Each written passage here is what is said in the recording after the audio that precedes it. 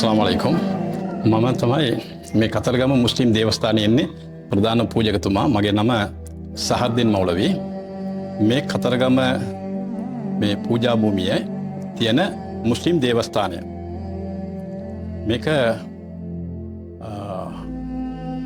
කතරගම දෙයියන්ගේ කාලේ ඉඳලා ආපු මේ ඉසිවරයෙක් ආපු තැනක් එයා මෙහි ඉඳලා තියෙන අවුරුදු 32ක් මෙහි ඉඳලා තියෙනවා. ඉතින් පූජකවරයෙක් එයා. ඒ පූජකවරයා කතරගම දෙයියන්ට බොහොම උදව් කරලා තියෙනවා මේ ස්ථානයේ. ඒ නිසා ඒ කාලේ ඉඳලා ඒ පූජකවරයා ඉඳලා එයා ගියා නැති වුණාට පස්සේ මුස්ලිම් බැතිමතුන් එයාව හොයාගෙන එනවා. එයාගෙන් ආශිර්වාද ලබා ගන්න, එයාගෙන් උපදෙස් ලබා ගන්න, ආගමික කටයුතු සම්බන්ධ ඒ වගේම ඒගොල්ලන්ගේ අවශ්‍යතාවයන් අධ්‍යාත්මික අතින් හරි ලෞකික අතින් හරි ඕනෑම උපකාරයක් කරගන්න මෙතුමාව හම්බ වෙන ආවා. හුඟක් කාලයකට පස්සේ එතුමා නැති වෙලා හුඟක් කාලයකට පස්සේ තමයි මේ වගේ ස්ථානයක් මේ හැදුනේ. ඉතින් මේ කතරගම දෙයියන්ට කළ උපකාරය අනුව මෙහි මුස්ලිම් දේවස්ථානයක් උදා වෙලා තියෙනවා. මේ උදා වෙච්ච මේ ස්ථානයට ලංකාවේ ඉඳලා හැම අතින්ම මුස්ලිම් බැතිමතුන් එනවා. ඒ වගේම විශේෂත්වයක් තමයි මේ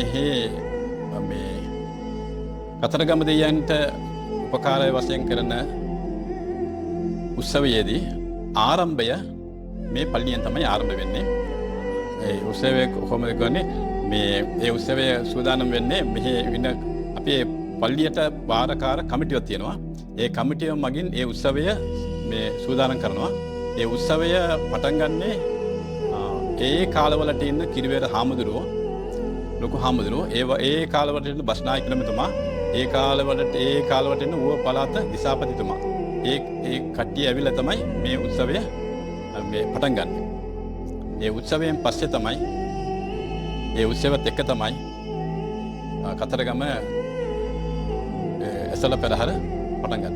මේ පාර උත්සවය පටන් ගන්නේ කතරගම මුස්ලිම් දේවස්ථානයේ උත්සවය පටන් ගන්නේ ජූනි මාස 26 වෙනිදා පස්වරු 5ට. පස්වරු 5ට පටන් ගත්තාම ඇසළ පෙරහර කොහොමද ක්‍රියාත්මක වෙන්නේ? ඒ වගේම ක්‍රියාත්මක වෙලා ජූලි මාස 11 වෙනිදා මෙහි දානයක් දෙනවා. ඒකත් එක්කම ඒක ඉවර වෙනවා. සාමාන්‍යයෙන් මුස්ලිම් බැතිමතුන් වැඩි හරියක් මෙන්නේ මුස්ලිම් බැතිමතුන් විතරක් නෙවෙයි බෞද්ධ හින්දු ඒ කට්ටිය හැමදෙනෙක්ම එන්නේ මෙහි බාරහාර වෙන්න. ඒක දෛනිකව පාන්දර 5:00 ඉඳලා රාත්‍රී 8:00 9 වෙනකන් සිදු වෙනවා. මෙහි ඇසළ පෙරහර පටන් ගන්න දා ඉඳලා එන මුස්ලිම් නොවන බෞද්ධ හින්දු ඒ හැම කට්ටියම වගේම මෙහාට එනවා.